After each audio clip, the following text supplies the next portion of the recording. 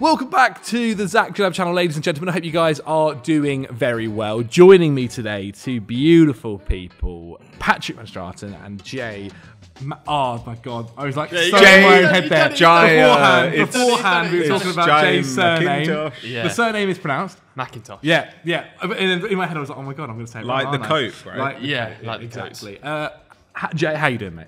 I'm good. Yeah, I'm good after the name debacle. I'm a little disappointed because last time I was here, you guys had notes and I was on my phone. Yeah. And when my friends watched the video, they said, "Why are you looking at your phone so much?" Oh. So now I've got notes. No. You're on the iPad. Someone actually commented this about Pat last week as well.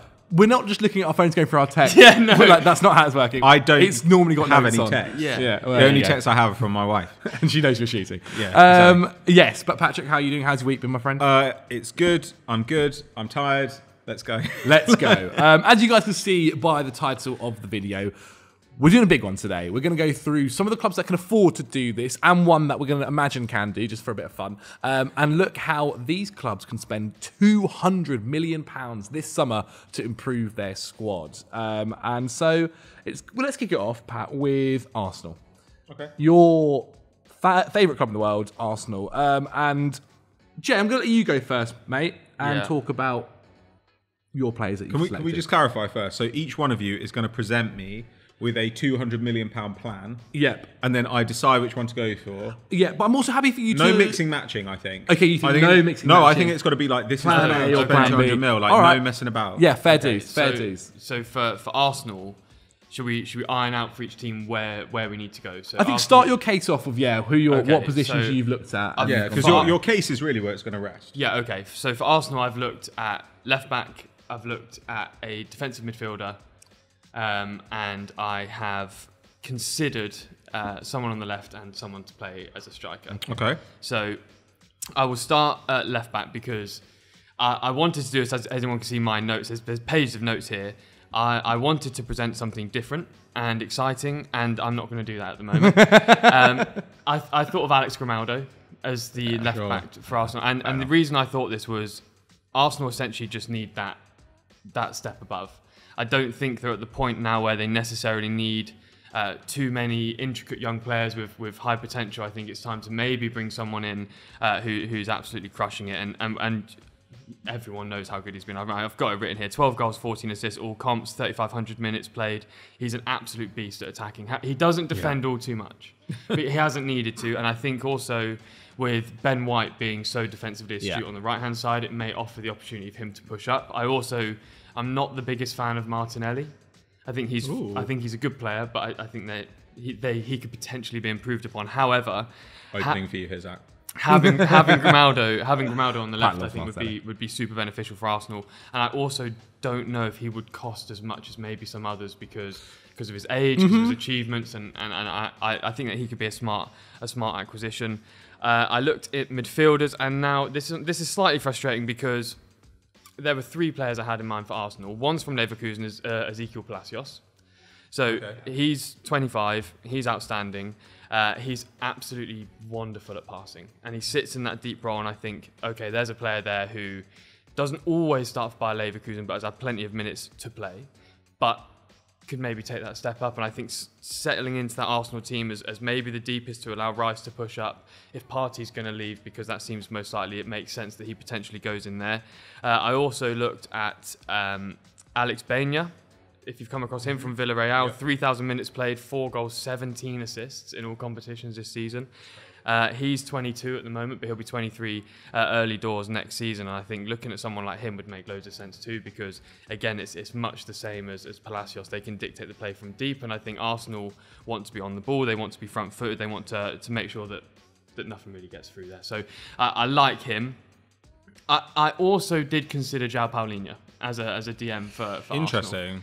Arsenal. Pat's face, it concerns me there. Well, it's interesting to me that he to me is like a very different kind of guy. Like when you've got Palacios has got a pretty good history of getting forward, getting shots, and to my mind, you want somebody here who can do some defence, but I think maybe who's more comfortable going forward than Rice is at times. Okay. Paulinho is a kind of see ball, get ball. Deep, yeah. like defensive midfielder, classic defensive midfielder. And if you wanted someone that goes forward more, the other name I've got, and he'll probably come up later in this episode, it does seem as though he's going to buy Leverkusen, is Alex Garcia. We can do a last minute swoop-in deal. So Alex Garcia from Girona. They've had an amazing season. We will talk about Girona later. We've got some strikers to talk about. He's got 3 goals, 6 assists, 3,200 minutes, 8.5 progressive passes per 90, which is absolutely insane. He's also excellent at taking set pieces too. And he's been the star in the midfield for that Girona team that's got to the Champions League. So I think he could offer Arsenal an awful lot. And then up front, I kind of want to say Ivan Toney, but I think he's been not great throughout 2024. However, I really trust this Arsenal team to play intricately around him and then limit his job to essentially having to put the ball in the back of the net, which he will comfortably do. I like him a lot, and I also like Artem Dobic at Girona too, who's had an amazing season, I think. Whilst Girona, also not going to cost a lot by the sounds of it. No, I don't think so. Yeah, services. And even though they're a City Group team, I think those players could really be beneficial in helping Arsenal sort of fill out. So I'd probably go for Grimaldo, Palacios, and Artem Dobic as my 3. Okay. And then we can maybe argue about whether we need a left winger at some point. Okay. Interesting. Okay. What have you got, Zappo? Very interesting. I have my first suggestion is to deal with this midfield issue. I genuinely think Declan Rice midfield issue. Okay, issue is the wrong word, but in terms the greatest of midfield it is in very world good football. midfield. The point being, it needs an extra person. It does to need an make it extra the person. best. To be quite honest, and I thought, And also because, yes, one of Arsenal's indeed, midfielders is very awful old, person. another one belongs in Awful prison. person, exactly. But yeah, so obviously we've seen Declan Rice play in the DM role, and we've seen him play in that kind of left 8 role, and does both, in my opinion, fantastically well. But you know who can do the left centre mid role even better? Frenkie De Jong. Yeah. Frenkie De Jong. He's on my list as well, Yes. man. He is on my list. He is on my list. I've suggested Frenkie De Jong a few times, and it's always been about Manchester United, just because there's always been that link, the real rumour, and also Eric Ten Hag and whatever. But it does look like that's just not going to happen. It is not going to be happening to Manchester United. But I also think, he previously, when it came to United, didn't want to go there in the end. They agreed a 70 million deal between Barcelona and Manchester United. Unreal price. It's a great price. So I'm sitting here thinking, how about Arsenal going for that exact same deal? And I think the project that Arsenal can pitch him is a lot more exciting than the project that Ineos and United can pitch him, of a here's what we could be, whereas an Arsenal is, we are this right now, we are battling for the Premier League week in, week out. We want to go far in the Champions League. It's Young the Rice perfect Odegaard. place for you here, man. It's crazy. It's a crazy midfield. And he's been very complimentary about, he kind of said when he was at Ajax, he was like, I pictured my career as being like Ajax, Arsenal, Barcelona. But now we're in a weird zone where I'm sure Barcelona fans are going to hate this, but Arsenal, Ajax, Barcelona, Arsenal maybe makes a little bit more sense. Yeah. You look at that role in the midfield, and I think it's quite easy for him to imagine himself in it. Probably. And I also think as well, if he's going to have this, I'm not saying he's old. He's nowhere near 30 yet. He's 26, right? Yeah, he's 26, 27. Okay. And I'm not saying that he's getting on. It won't happen eventually. But I do think if he wants to have another move and be at another club that is fighting for a league and going far in the Champions League and such, it's I think the next year or so has got to be when he does it. Because eventually, other midfielders, other young midfielders are going to be coming through who people think, well, we can have them in our team now for 8-9 years. Mm-hmm. And I don't know whether De Jong will be able to do that length of service. Because a lot of clubs are thinking, obviously, about long-term investments. Whereas, again, De Jong would be fantastic for 5 years or so, and that is long. But I just think this feels like it makes so much sense to move to Arsenal, and you play Declan Rice in that 6 role, you play De Jong on the left, and of course Odegaard where Odegaard is. So that's my first player. So are you assuming you get him for 70 mil though? Because I would have thought Barca are going to mark that up a bit. I'd have thought Barca are going to be but I just don't see we're how. looking for 90 or but something. Barca are in a situation where their finances got worse. They agreed 70 mil last year. Everyone knows they agreed it for 70 mil. And now Arsenal are coming in saying, here's also 70 mil. Unless other people start getting involved and the price goes up, whatever. Yeah, I think it'd be weird if Bayern didn't take an interest. I think it'd be weird if Liverpool didn't take an interest. I'm happy to give wiggle room to say 90. Yeah, absolutely fine. Yeah, works within my finances. The other one I wanted to suggest is an attacker. Now, I think Arsenal, have some great attackers. Gabby Jesus, I quite like, but I know Arsenal fans aren't a massive fan of him. I know, you are a big fan. Martinelli, I think he's great. But they got Trossard on the left as well for cover when needed. The right side, it's all on Saka. It really is all on Saka. And so I was kind of thinking, let's try and find someone who can kind of cover around that all attacking area, can play up front, can play on the right. And Brian Mbeumo is my guy. Wow, okay. I really like Mbeumo. And I've mentioned him a few times. I know last year was a tough season for him in terms of picking up that injury. And it was something where I think Brentford really did end up... I know everyone talks a lot about Brentford having trouble without Tony, but I actually think Mbeumo was a massive, massive miss. And you sometimes forget how young he is. He's only 24 years old. Yeah.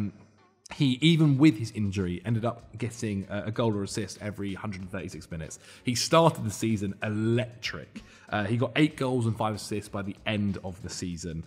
He is yet to hit double figures in a league. But I just think for someone where if Arsenal coming to him and are pitching it to him, he's not expecting to start week in, week out. Right, he's not expecting to get into that attack and go ahead of Saka on the right wing, and arguably whoever's up top. But I do think he would be keen to kind of make that move to Arsenal and have the opportunity to play in the Champions League, have the opportunity to feature. And I think there is a world where you still see him probably get 1,000 league minutes. Saka is amazing, and by no means am I saying he's replacing him.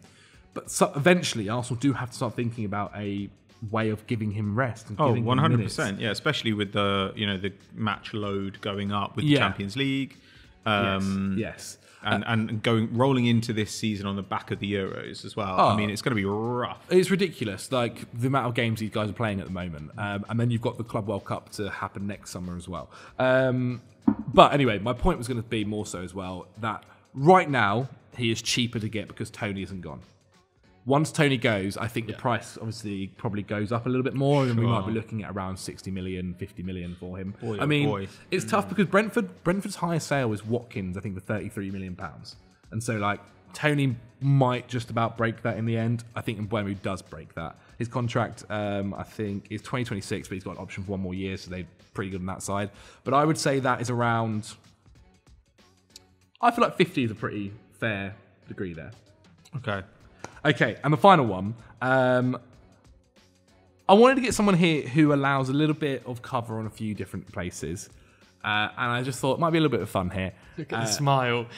Joshua Kimmich. Oh, he's going to come in a minute. Obviously, things at Bayern don't seem to be going quite well.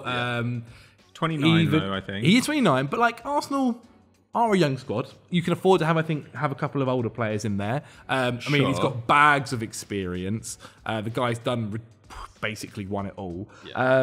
And I just think, you got Kai Havertz there. He could also have a little DM message every now and again if you need to try and get the transfer through.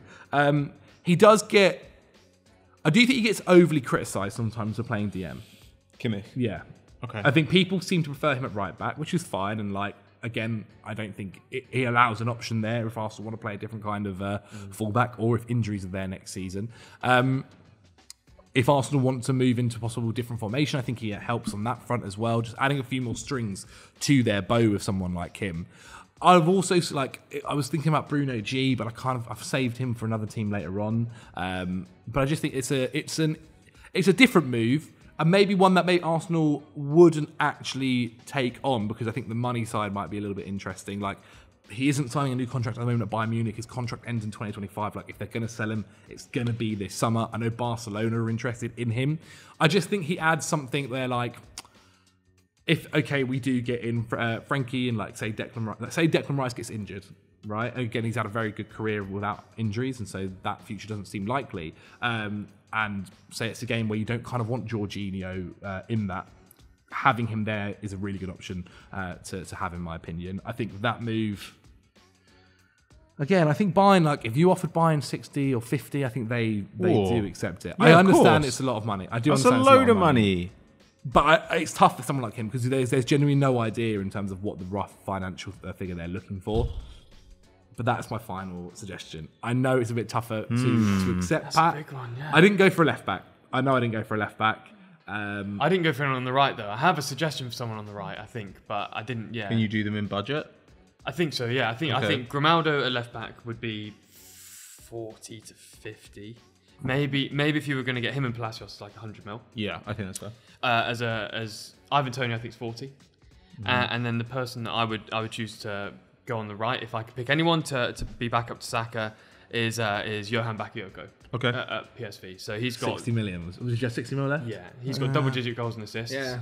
3,000 minutes played. He's been absolutely outstanding, and they won the league this season. And I think there's something something that would really benefit Arsenal with these players I'm suggesting. 3 of them have won the league the season prior. Now, admittedly, the Eredivisie is different, and the Bundesliga is different, but it brings something to the team that I think would be beneficial. So they would probably be my 4 for 200. Oh my god. Okay, so this is harder than I thought it would be because honestly, I feel like Kimmich has screwed me over. When Zach said Frenkie De Jong, I was like, yes, we're done. Yeah. I do kind of think that would be like the most transformational signing that this side could really make. But I love Palacios as well. I do. I don't love his injury record. That's fair. And while I do love Grimaldo also, I kind of feel like I'm not convinced he gives Arsenal that much that say Zinchenko doesn't. I kind of want Arsenal to go and get some. Like, if Arsenal are going to get a left back, like Arsenal at the moment have Zinchenko who can play there. Yeah. They have Tomiyasu, who I think is kind of the preference to play there. They have used Kivior there. They've got Timber who has played there. Who they kind of want. To be fair, that's what I think why I didn't originally. Is his plan go to be for a left back there? I don't think it's the plan necessarily. Okay. But they've got all these guys. They've even got Tierney coming back from loan. They've got a lot of options there. And I suppose that if I was going to sign someone for that position, I'd want it to be someone where I was like, well, this just solves the problem. You know, like this just fixes the situation. And I'm not convinced that Grimaldo does that. He's got more attacking output, sure. Yeah. But I also don't really think that Arsenal want that from that left back role necessarily. On the other hand, you don't like Joshua I don't Kimmich. love Tony. I don't love Tony. I don't love Kimmich. To me, with Kimmich, I'm like, Arsenal are going to have to pay a lot of money to buy him and a lot of money per week to keep him. What are they doing with him? You know, he's not taking White's role. Yeah. Is he going to play next to Rice in midfield? Okay, sure, that could work. But it's a lot of money to spend when we're also getting Frenkie De Jong. I like Bakayoko. And Brian. Don't forget Brian. I do like Mbeumo. I think I'm just going to go this way because I think Mbeumo is good enough to like cover Saka for a third of the minutes in the league. Can play through the middle. And I think that De Jong would be like just the biggest signing Arsenal could make. And Kimmich is not going to like hurt the side. Yeah. It's just that I would probably use that money differently. Over on this side, I feel like you're taking a couple more punts. Yes. And I feel like if Palacios gets injured, I sort of look at our crop of players we've brought in and I think, what do we get for our 200 mil? You know, Bakayoko, a bit more of a prospect. Grimaldo, I don't think he's like a pure problem solver in that spot. Dovbyk, maybe he's great. Yep.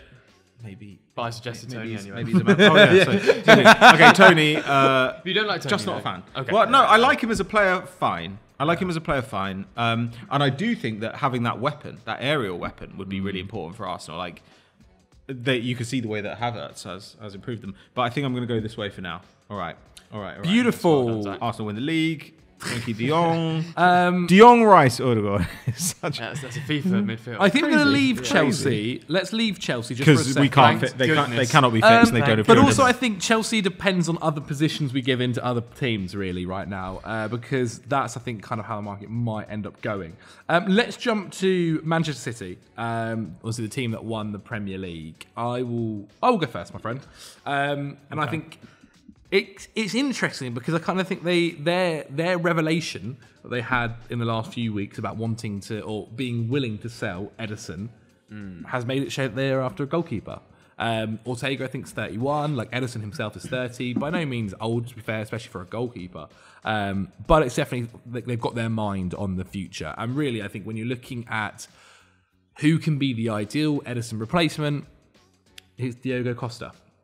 At Porto. Okay. He's been fantastic. Like he almost moved to Manchester United last year. If it wasn't for, I think Porto wanting around 65 million quid or something like that, he probably would have ended up there. I think his release is about 65 million. That's not to say though that you couldn't get it for a little bit less.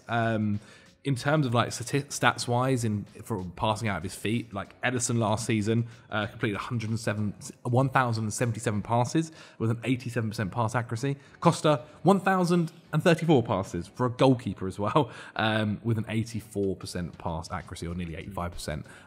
So he knows what he's doing. Porto are open to selling him this summer. If they get an offer that they seem like is enough for him. He's only 24 years old. Like, I think if you remember when City got Ederson in, I think he was only like 23 at the time. He's been there now for some time. And they actually paid a fee that at the time had people raising eyebrows. Yeah, because remember, it was like 35 mil, right? Yeah. And everyone was like, this is crazy money for a goalkeeper. Exactly. And actually now he's been there for so long, it's not that much as well. One of their best signings, if you can be quite honest. And so, yeah, I can see why they're trying to get ahead of the curve, maybe by getting in a goalkeeper, and also if they can get some money for Ederson, like they've done exceptionally well. But yeah, I think he's a solid shot stopper. He's now the national team goalkeeper. Really good at coming outside of his box as well, and like for like defensive actions and having to get up to the pitch or whatever. So I think he fits into the City mould pretty well. And I just think if City are looking at the market and they're looking for like who is the not necessarily the unheard of one, but one that's like been in these like pressured situations, fighting for league titles and playing in the Champions League, like he's probably your number one pick. And so I've got the release clause there for £65 million. I reckon, again, maybe 50 million, 55 million, if they might be quite happy with something like that for him. It is a lot. It is a lot. Definitely, but not quite the 70 odd that Kepa Arrizabalaga cost. So it could be a good deal. It'd probably be the fourth most expensive keeper ever? Yeah. Like Onana, Kepa, and your man Alisson. How much did Alisson go for? Like 60. A lot. 60 yeah. something. Yeah. 68. There you go. Bruno G is my other one. I just, for some reason, like, I kind of felt like we had to talk about him in some way. It does actually seem like the deal's going to happen. He's going to be leaving Newcastle. Man City seems super interested in him. Do they need him? I actually don't quite believe they do, but like it's something that they seem pretty certain on. Like, I know, I'm just trying to think of how that midfield role like fits in. Is he kind of like the Rodri alternative? I guess he can do that. Does he play with Rodri? He can do that. Like, does he play with Rodri? That's also a future. I think so. So there's a few different ways he can be used. Like, again, he's going to cost 100 million. I think he's a player. Do we just forget about Nunes? Does he just disappear? Yes. We just forget we that sell they him. ever... We sell him. I'm probably doing the same thing. We sell him, yeah. No, I agree, but like it's just one of those things where it's like Man City, like player goes in for like 60 mil, but I think they're thinking, no one cares. What's this? Bernardo Silva seems like he's supposedly off this summer. I mean, it's said every year. Kevin De Bruyne's not getting any younger, not getting any fitter necessarily either. Don't think Bruno is their like for like replacements either. The other one, like I would have probably brought in Florian Wirtz, but he seems to be kind of staying at Leverkusen this summer. Crazy. But I do think that him at City would be really fun. Agreed. And then who's the other midfielder? Kovacic, again, is a nice rotational option. But if they're kind of looking for the future, I can see why they want Bruno G. Like he's had a really good time in the Premier League. He's now obviously played in the Champions League several times as well with his previous club, and now Newcastle. He can do everything. He can. Like you look at his numbers and stats, and they are like really. They're all like FB, like all green, like good. Like can pass the ball, dribble the ball, score, assist, defend. Yeah, that first season, it feels like he had more of that goal-scoring output. Yeah, but maybe. I think he still got like 8 assists as well this year, and like though I think about that in a way a little bit less. Yeah, because I feel like quite often he's like springing people on the break. No, Tonali's not been ideal for him. I imagine. Sure. But that first season, I remember him breaking into the box in a way that you could squint at him and think, we can make him our Gundogan guy. He can also play as a 6. He's a bit of a problem solver for them. Like, it makes sense that he has been linked with Arsenal and City. Yeah. Because he fits needs in both places. And this is why, like, earlier with the Arsenal one, I think either of those two got him, no one's complaining. No, definitely. I think it improves both midfields, definitely. And then my other suggestion, bring him home. I'm sorry, Leverkusen. We're just ripping everyone from you at the moment. But Frimpong. Jeremy Frimpong. They need someone on the right wing. Boy, oh boy. They need someone on the right wing. Yeah. And do you know how much he's costing? He's got £34 million release clause. £34 million. Like, I know he kind of comes under a fullback and stuff, but like, let's be honest, he's not. He's a winger. He generally is a winger. He was a winger in the academy. Like, he's played fullback at times, of course, but he's all about getting down that flank and contributing to goals, and definitely did that this season. But does Pep like that anymore? Like, I feel like Pep. I feel like we always try and be like, you know, Pep. He used to love Dani Alves.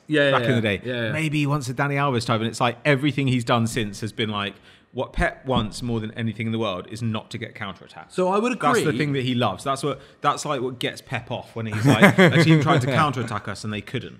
I would agree until they signed Jeremy Doku last season. And like, even seeing him in that side, Pep spoke about how like he's added something different for us, and like he's allowed us to kind of play a different way. Pep hates it when someone adds something different. I know. That's his least favourite shit. Supposedly, like, when Sané used to do that, he was just like, I hate this shit. You're like, this guy got like 11 goals and 10 assists in the league, and Pep was like, he's crap. But my thinking was actually that, like, okay, I definitely don't think he should be playing fullback. Like, I don't think they're going to put him in a fullback position. I think it's definitely a right wing position. I think they miss someone like, I think they definitely miss like Riyad Mahrez as well. But can't you just play Doku on the right? Like, as in Frimpong is like a right-footed guy who's going to play on the right. You could play Doku there and like play this guy. Jack Grealish. Like, you could play him on the left, right? True. But then, like, this is City on about. We got the money to spend, and I don't necessarily think, like, whilst I think right back is this fine, is the Chelsea. I think Rico Lewis. I think Rico Lewis is like is destined for that future for them. Boy. And so that's where I would have. That's where I would spend the rest of the money is on Jeremy Frimpong, and there's still a little bit left over. Yeah, I am also probably going to do something similar to what you say about the Chelsea. Let's buy big players and see how it goes. So we've got Frimpong, Bruno, Diogo Costa yes, here. That's exactly it. So please give me something. I'm going to give you something. I also had Diogo Costa as the goalkeeper, but I will suggest Bento. Both 24. Bento is playing in Brazil, but he's getting... I consistently see him in Chelsea discourse because he's linked with the club all the time. Yeah. He's meant to be absolutely outstanding. I've watched a few clips. It doesn't really give me much. But I spoke to a few Brazilian football journalists before coming here who say that he's the guy. So that's an unreal flex. Yeah. I put in some real effort for this, especially because I lost the first one for Arsenal. So I'm going in here. So Bento in goal with Edison Leeds. So is he? What is it? 23, 24? He's 24. Okay. Between about 40 million. Boy, out of Brazil. Yeah, but he's. We are not Chelsea. But Chelsea City. Chelsea and Brazil are like me in Japan, where I was like, I'm spending all my money. Yeah. I'm coming back with nothing. Chelsea love it there. But I've got Bento. But initially I had 3 players, so I'm going off the assumption that I'm going off the assumption Kyle Walker might not be there. Okay. Yes, I'm going off the assumption Bernardo Silva might not be there. And I'm also going on the assumption that I think City could do with an upgrade on the Kovacic-Nunez midfield. Agreed. So I'll fire through them quickly. Right back, Giovanni Di Lorenzo at Napoli. He's 30, so he's a little bit older, but he wants to leave, and I think he's outstanding. He's consistently been particularly impressive this season. Inter are after him as well. He's got 4. Yeah, they are after him. He's at 4,000 minutes played this season. Boy. 2 goals, 7 assists, 8 progressive passes per 90, 3.4 touches in the box per 90, 3.23 shot creating actions. So he's dynamite going forward, even at his age. I worry a little bit about the change of dynamic in the pace on that side. Yeah. But I think Pep's smart enough to deal with that. My midfielder would be Frenkie De Jong. He's at Arsenal, mate. Can't be 2 places at once. It has to be Frenkie De Jong. I think him there. That's outrageous. It's obvious, isn't it? Yeah, it's too obvious, but it works. And then my right side is very punchy. It's really punchy. Now this player is available on loan, but if I was City, I would try and buy him, and that's Xavi Simons. Oh God, I've got him later. Yeah. He's undoubtedly going to come up a few times, but he's 21, RB Leipzig, 3,200 minutes, 10 goals, 13 assists in all competitions. He's 6 shot creating actions per 90. He's 6 progressive passes per 90. He's an elite attacking young player. Someone that Pep might turn into a CDM over 3 seasons or so, but I think I like Doku, but I'm not as convinced on Doku as I would be on Xavi Simons. I like Doku more on the left than the right. However, he is a little bit one-trick pony at the moment on the left, and on the right, it could offer more if he was to improve his crossing. But I think Xavi Simons under Pep Guardiola would be outrageous. And Xavi Simons, De Jong, Lorenzo would be my 3, and then if Ederson leaves, Bento would be the goalkeeper. Okay. Interesting. Okay, so in Zach's world, we're building towards a kind of Haaland, Frimpong, Doku on the left. Doku front line with Shaq. like a Foden, Rodri, Bruno midfield. And in KDB, your world, we're going towards post KDB. Yeah. And in your world, we're heading towards Rodri, Frenkie, Foden. Yeah. Plus Simons, Haaland. And then I'd probably play Grealish. Doku, Grealish. Yeah. Oof. Simmons is ridiculous. Yeah, he's crazy. That is a better front six. It undeniably is. But I am a bit concerned about sending Frenkie De Jong to both Arsenal and Man City. I think on this one we can allow you to maybe mix up a little bit there. All right. I reckon you can mix up. Yeah, I think I'm gonna go Jay here. I think it's. I do think that's a superior front six.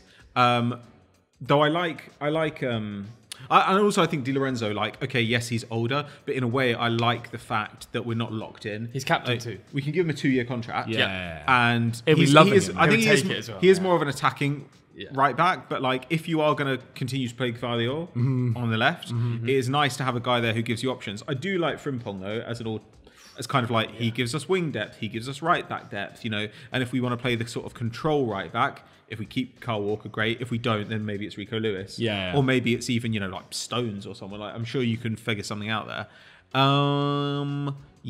Okay. I think I'm happy with that. All right. Okay. But cool. Both of those were very strong options. Who are we moving on to next, Sacco? Let's get them out of the way then. Let's do Chelsea. Okay. Let's do Chelsea. Okay. Disaster club. And I attack quite good actually. Well, if you look at expected goals, Liverpool top by miles, Yeah. then City only about 4 expected goals ahead of third and fourth, which are Arsenal, Newcastle, and then 2 XG behind them, Chelsea. Then big drop off to all the other crap teams. Now this is a bit more. Yeah, this is more for fun because I don't actually see a window where Chelsea spend 200 million. Defense is 10th in Chelsea 10th in the league. The defense is really bad, and that's where I think I've got a bit more improvements. Jay, let's go keeper for keeper first. Let's actually do this battle-wise. Okay, so who's your keeper? My keeper's Emi Martinez. Oh, okay. So you didn't go for Ederson in the end. I didn't. I was. What? I was thinking about it, but the reason I suggest Emi Martinez, despite Pat's face there, was that he's very Chelsea. But he doesn't leave. What? Because he's a dick. Yeah. He's just very Chelsea.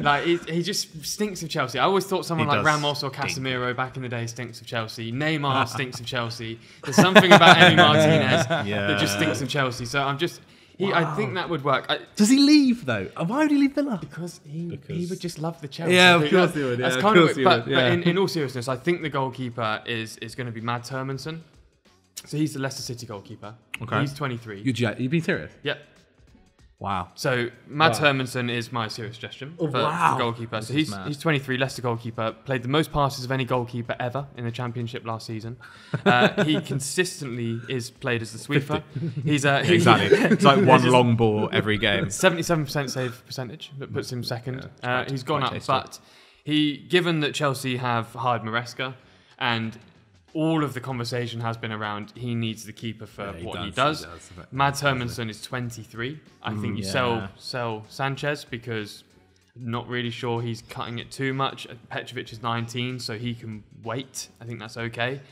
So Mads Hermansen would be my goalkeeper, which I know is a bit more. Is he Danish? Yeah. That's really interesting. I thought you were going to say. I thought we spoke about before just about the goalkeeper. Yeah, we had.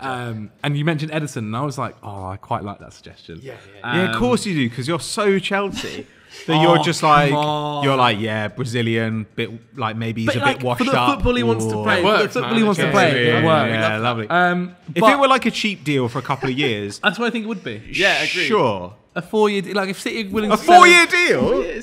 He's 30. A cheap deal for a short term, and Zach's 4-year deal, 50 mil, 4 years. 50k a week. He's 30 years old. Anyway, I'm not actually going to suggest Ederson though, but I wouldn't mind it if he ended up at the bridge. Yeah. He's still good. He's actually not old as a keeper. No. But I can do exactly what they want the goalkeeper to do.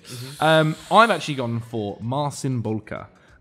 Bring him back. I'm just bringing players back, academy graduates back. Okay. He is previously from the Chelsea academy. He left to go to PSG in 2020. Everyone was at one time in the Chelsea precisely. academy. He left in 2019. He actually never made an appearance for Chelsea. Super tall, 6'6", only 24 years old. He had the most clean sheets. He's super tall. 6'6", crazy tall. I know, but he's a keeper, bro. Thibaut Courtois. Have you met Jamie Carragher? The guy's fucking enormous. Yeah, true. Most clean sheets in Ligue 1 last season. Nice had the best defence in Ligue 1 last season. Let's have it right. Nice had a good defence in front of him too. That really helped. But he also did his fair share in goal. Fantastic with his feet. Really good at passing out from the back. Wanting to play little chip balls as well over, but also playing short passes. He has the he's fourth for pass success for keepers in Europe. And he's he's also top 10 for save percentage as well. Now, supposedly he's keen to leave this summer.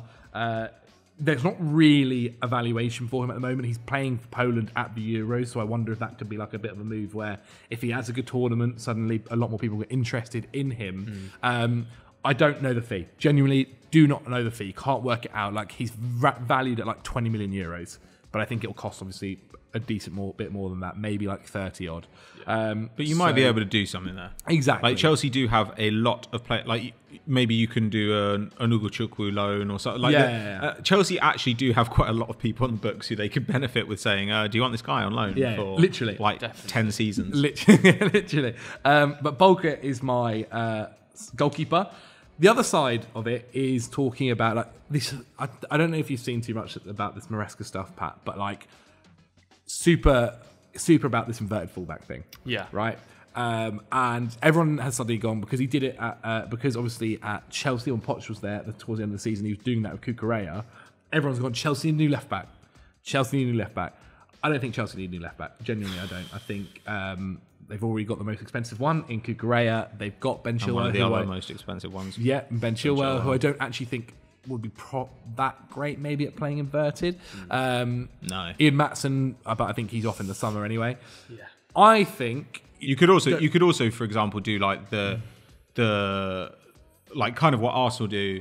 You could have Colwell playing there. Yeah. And if you've got James in the team, then James goes forward and you kind of have your back. Well, to be honest, James that would in my make a lot of head, sense to me. Or even Badiashile there. Yeah. James, though, in my head, is the guy that plays inverted. 100%. That's what I'm saying, yeah. Anyway, so I have got a defender, though. Okay. I want to bring in Arejo. Spoke about him a few times as well. Okay. But I think Chelsea have a couple of left-footed centre-backs now. They've got Badiashile, they've got Colwell. They don't need to be kind of targeting left-footed centre-backs. With Arejo, Chalobah. Fofana. But Chalobah's gone. Chalobah's gone. Chalobah. I like Chalobah. No, I like him. I agree. I would want to keep him. I agree. I would sell him. Academy guy, pure profit. But I do think Chalobah Fofana, is a good player. Does he exist anymore? I don't even know if he's real. I've said this. If in a year's time they went, we never actually bought Fofana, by the way. He was just a loan. I'd be like, oh sure, of course. Yeah. The guy's been injured for nearly 2 years. They should just say that. It's literally not. They should just gaslight everyone and be like, when people talk about the Chelsea, you mean David? You mean David Datcher Fofana? Yeah. I guess we did sign him. He was 8 mil. Not a problem. But when people talk about the Chelsea centre backs and they name Fofana, it's like. Sure, but he's also been injured for over a year now. Sure, he's there. Sure. So Pochettino was more likely to play centre back. Literally. So if Trevor Chalobah goes as well, then you are literally left with Disasi as your only right-footed centre back. Damn, is that true? Yeah, man. How have you bought? Okay, sorry. You've bought so many players. Let's do our thing, man. Let's do our thing. Oh, who are we going to pay up front? Who are we going to pay right-sided centre back? It's I don't know. One of the guys that you spent £1 billion on. The other alternative is you play Reece James can do it or whatever, or Alfie Gilchrist if you don't send him out on loan. But that's not what we're doing here. These are all made up people. None of these people have seen a football pitch. I've got Arejo coming in. Can do right back if needed. Barcy to sell. Good player. You better get Champions League if you bring him in, Zach. Yeah, Jesus Christ, man. Wow, you think we need Champions League if I bring him in? We have the last player I'm suggesting. Oh my God, Zach! Zach, are you hoping ever to work for Chelsea again? Because like they are not going to be able to pay your wages. Oh, they're going to be like, sorry, we are in like the Conference League. If When he goes to buzz in, it just doesn't let him in. Exactly. Or they're just like, well, do you want to play centre back? And Zach's like, Yes. Zach's like, you should just start sending Iqbali that like video of you like doing that little step over, The Irish and jig. be like, I'm very tall. True. Well, the guy I've got I'm here, right-footed and I'm tall. Lautaro Martinez. Jesus, I love wept. him. He's so good. So I've actually, honest, and I've said it on a few videos before and Sunday Vibes and that. That's tasty. I've been critical of him before. I think in the last couple of years he's really like proven me wrong. He went from a player that was kind of underperforming XG. Now he's 2 seasons in a row overperforming. He's got his most goals so far this season. 3rd season in a row scoring over 20 goals, 24 goals and 3 assists this season. Like Chelsea just need someone to get the ball in the back of the net at times. And like I agree, Chelsea's attack has improved vastly this season, but still was underperforming and had a lot of chances that they let go. And I think if you get someone like Martinez in, it would definitely help with that. The issue, does he join us? Hey, I'll go Inter. for him. He loves Inter. He loves Inter. The only thing going for us, maybe in that sense, is that like Inter are in a bit of trouble at the moment. Yeah. They've obviously been kind of Bought by the bank. bought by the bank. Yeah, they've been repossessed essentially. Yeah. So they're going to have to try and find ways to bring money in. I'm sure. Like when he's this president of it, very Italian looking Syrian man. He was like, we're going to try and make sure that no one leaves, or as little as many people leave. But to do that, you're going to have to sell someone big then. And I think that probably could be Martinez.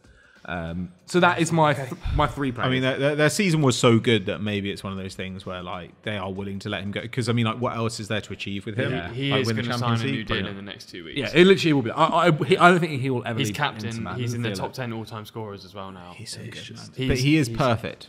Yeah, He would be what, 100 mil? 100 mil, yeah. 110? I And think something like that, Poch yeah. asked for us to go look at him when Poch first came as well to Chelsea. Was I would Did like he? Martinez in the team? Did he? I Yeah. did not know So that. Booker, Araujo, and Lautaro Martinez. Martinez. Yeah. Okay. Okay. And over here, we're starting with Emmy. Yeah. Well, do you know what? Yeah. We're starting with Emmy. We're starting Okay. with Emmy Martinez. That's cool. Ex-Arsenal. Chelsea love it. I genuinely also had Araujo as my centre back option. Okay. Getting easier. However, I'm going to work off the assumption that Conor Gallagher leaves too. Yeah. And I don't want him to leave. And if when we're talking about Chelsea, actually, what we kind of need is not too much change, in my opinion. Yeah. We've I got do agree. Amari Hutchinson coming back. He's been outstanding. Andre Santos has been excellent at Strasbourg. I think Angelo's done well. I think it's time for these guys to get a chance. So I wouldn't sell Gallagher. I wouldn't sell Chalobah, but that is likely to happen. We've also right? got Carney Chukwuemeka. Yeah. Like, who I think we all want to see more minutes from outstanding. him. Yeah, like. got a bad injury last year. And like Lavia, it's presumably at some Finally point will fit, like yeah. regrow his legs. Because Like, Lavia's that's good. worked with Maresca. Maresca before, yeah. at City, right? Oh, of course, Him yeah, and that Cole makes sense. Palmer, and which is nice because as a Chelsea fan, Maresca coming in doesn't necessarily disrupt Palmer because he's worked with him before. So I feel a little bit more comfortable with that than maybe others. Ideally, Poch would stay, but okay. So I'm working with Gallagher going. So my Gallagher replacement is Matt O'Reilly at Celtic. Okay. He's Danish, We've got the wrong former FD member here to have loved that. but I'm gonna go with it. So Gallagher's super tenacious, goal and assist Yeah, here and there. he We is, all know what he does. So Matt O'Reilly, 16 assists, 18 goals this season for Celtic. 47% of Celtic's goals have either been scored or assisted by him. He's 23.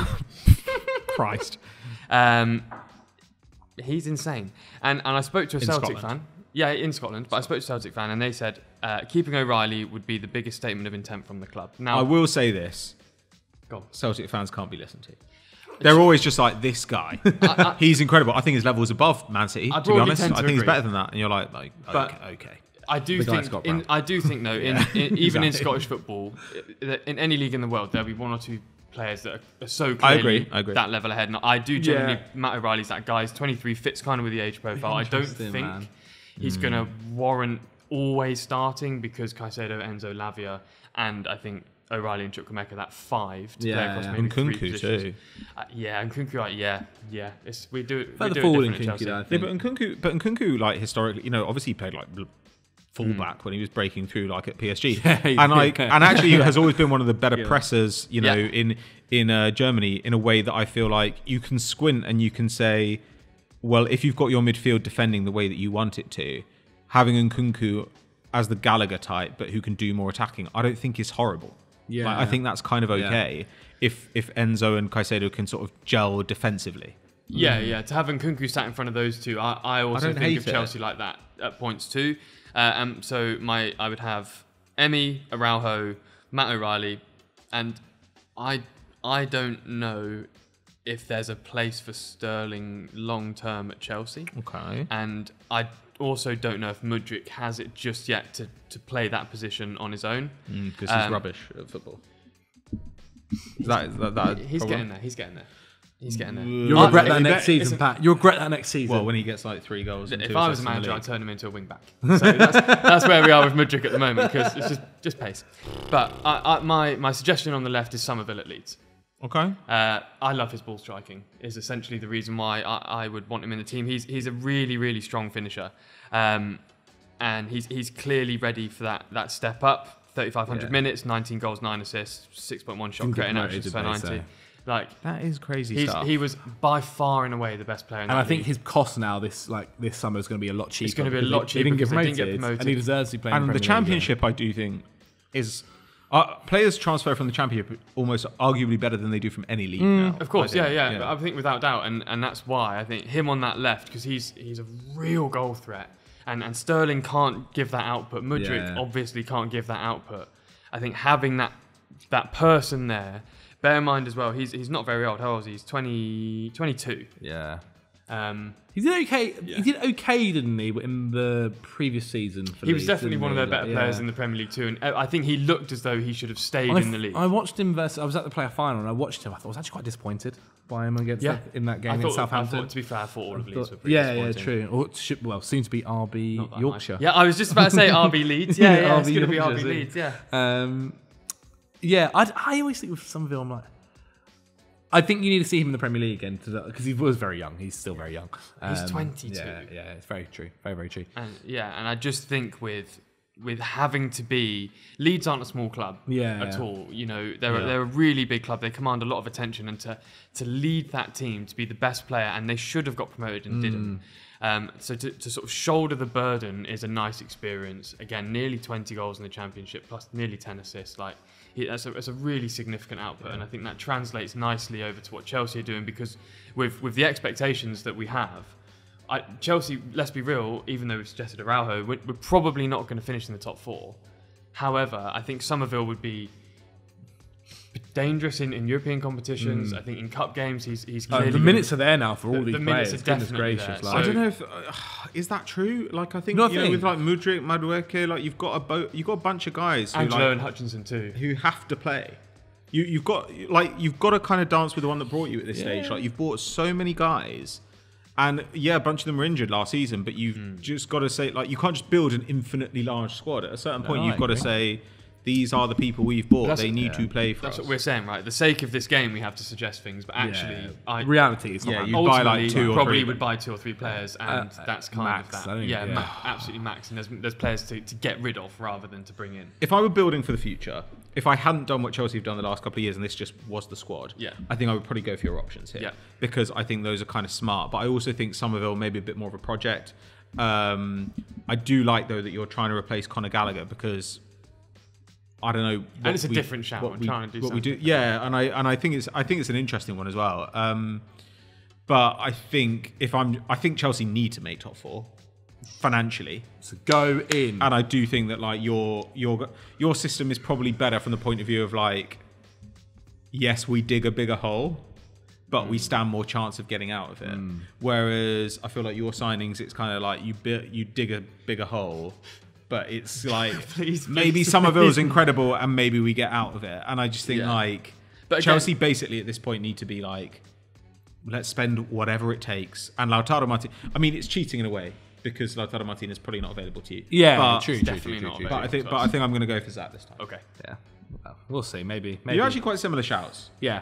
No, I do agree. I do agree. Araujo, you're doing some more interesting stuff in attack. Zach's doing some more like Chelsea stuff.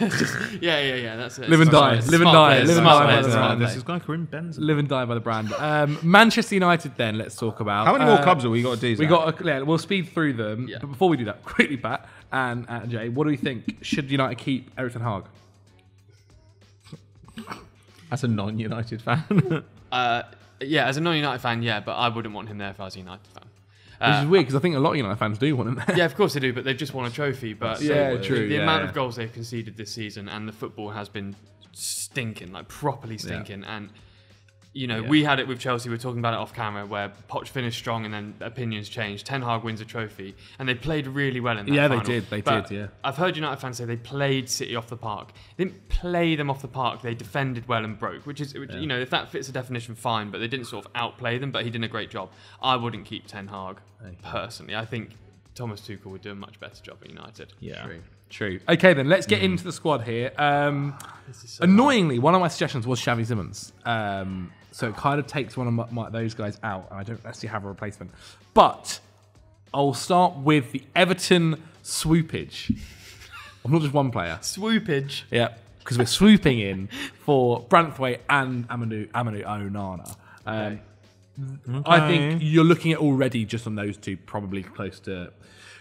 That's just north of 100 mil. Yeah, but the other side, it could maybe be even bang more on than 120. Yeah, so I was thinking 120. It all depends on this Everton financial situation, how quickly they need money, they need money definitely yesterday. now, yeah, and every minute for the next 5 years. And so I wonder whether maybe something's in that. But yeah, I would go with Jared Brantwaite and Amadou Onana. Let's say that's 120. That takes it out straight away. And then my other suggestion was going to be Xavi Simons. Get him on that loan and an obligation to buy. I think United need more than that.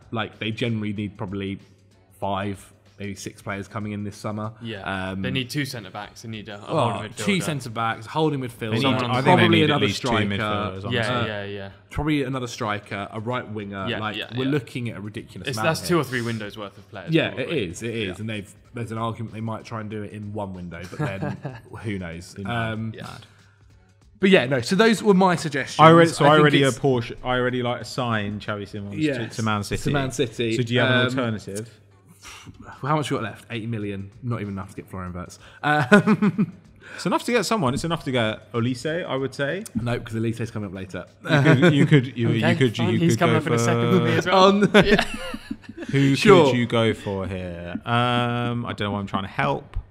It's okay. Let's listen to. We can hear Jay's pitch in the meantime. You could take a punt at someone like Rodrigo at Real Madrid on the right hand side. I think if you get him, that would be sick. Though I think recently they said about because apparently Liverpool were interested, and then he came out and was like, "I love Real Madrid." Well, you would do, wouldn't you? Yeah. It's a nice Marcus Edwards to United, 52 million release clause, does okay. Okay, Marcus Edwards, Onana, Brantwaite. Yeah, sure thing. Tough competition. Okay. No. So I've because we need so many players, I've got a fair few shouts, but I'm going to go with one defender who would be my sort of prime defender shout. Now Brantwaite is the obvious one. Yeah. So I've tried to do something a little bit different because I think Brantwaite goes without saying. So I've gone for Riccardo Calafiori. I think that's how you pronounce his name. He's 22 years old at Bologna in Italy. He's an absolute star boy at the back. 2,300 minutes. They got UCL qualification. He's got 2 goals and 5 assists as well. Incredibly comfortable on the ball. He's a real ball-playing centre-back. He's 22. He's refreshing. I think the United defence has been really turgid for a long time, and it feels very stale. So he would be my suggestion to go in at centre-back. I don't think he'd cost too much money. It seems as though Bologna, with Motta leaving for Juve too, I don't think they expect to be in the Champions League again next season, and they're going to sort of make their money here and then stabilise. So you could pick him up. That would be a really smart shout. Now my midfielder, I've got a holding midfielder in Youssouf Fofana at Monaco. Sure. So he's 25 years old, 2,700 minutes played, 4 goals, 4 assists, 8 progressive passes a game. He's been called up to the French national team as well, and his contract is up in 2025. Okay. Plus he's 6'1". So they need physicality. They do need physicality. I like a big boy. Yeah. So he sits in there. I tend to enjoy the transition from Liga to the Premier League as well. I think that is pretty strong. So he's who I'd go for in the middle. On the right, it was Michael Olise. They're sort of my 3 because we obviously need more. Yeah. But they're my three. I did consider if we were going to play, Rashford leaves or Bruno leaves, why don't you just buy Eze and Elise together? Because why not? Yeah, it's expensive, but why not? It's Man United. It's going to be punchy. That's so depressing for United, though, that it's like, let's import like 2/3 of Crystal Palace's attack. But they are. And then let's excellent. get they are excellent. in January. They are excellent. Like my concern with Elise is he gets injured. Yeah. Like you can sit here, 1,300 minutes played, but he's got 16 goals and assists. Even if he played, even if he got like 60, if he played 1,300 minutes for them next season, that would not be great. But if he delivered 16 goals and assists in that time, United would probably be like, this is better than anything else we've got. From is, so I sent Elise to Spurs. Oh, you've done him that dirty. Is that a step up? I think compared to, I'm joking. But like I think like with United, you don't know what United's future's going to be. I think at least for Spurs, their future is going to be giving you a lot of money though. Yeah, I have another right winger for Tottenham who could fit in. This. No, all right, let's leave Spurs. Yeah, we'll leave Spurs. Okay, so you done? I will throw in. I think for a 5 to 10 option for squad depth. I really like Christian Norgard. Oh, I like Christian Norgard. Yeah, so I would probably chuck him in there as well. Like I've got it here: 3 tackles per 90, 2 interceptions, 2 blocks, 2 clearances. Like his defensive numbers are outstanding. He will not cost a lot. Yeah, decent squad depth. You chuck him in a Carling Cup game or an FA Cup third round, and that is something that matters. I do like that. Yeah. So him and Fofana coming in as maybe 45, 50 million for the two of them. You get more for your buck. Yeah, because there are rumours that Fofana is available for like 25. Yeah, it's crazy. Yeah, the thing is, I don't think that's true. But like the thing about Norgard is like Brentford, you don't really notice him when you watch Brentford, but at the end of the season, you like who's top of Brentford for progressive passes? Norgard. Yeah. Who's top for defensive actions? Norgard. Yeah. I mean, there's a lot to be said for that.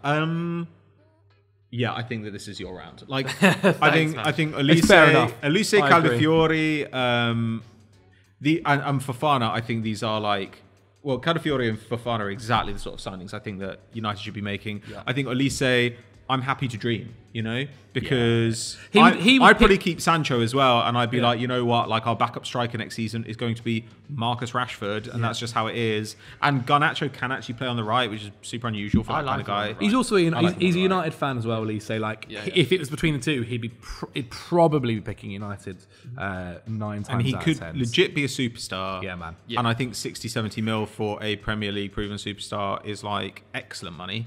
I still don't know why England don't try and really convince him to try to play for England.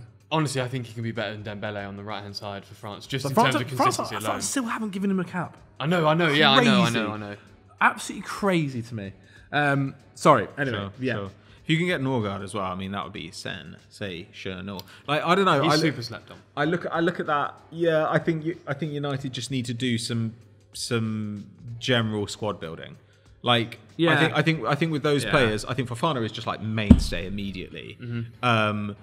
And Elise is like the stardust, but other guys there, I just think, numbers.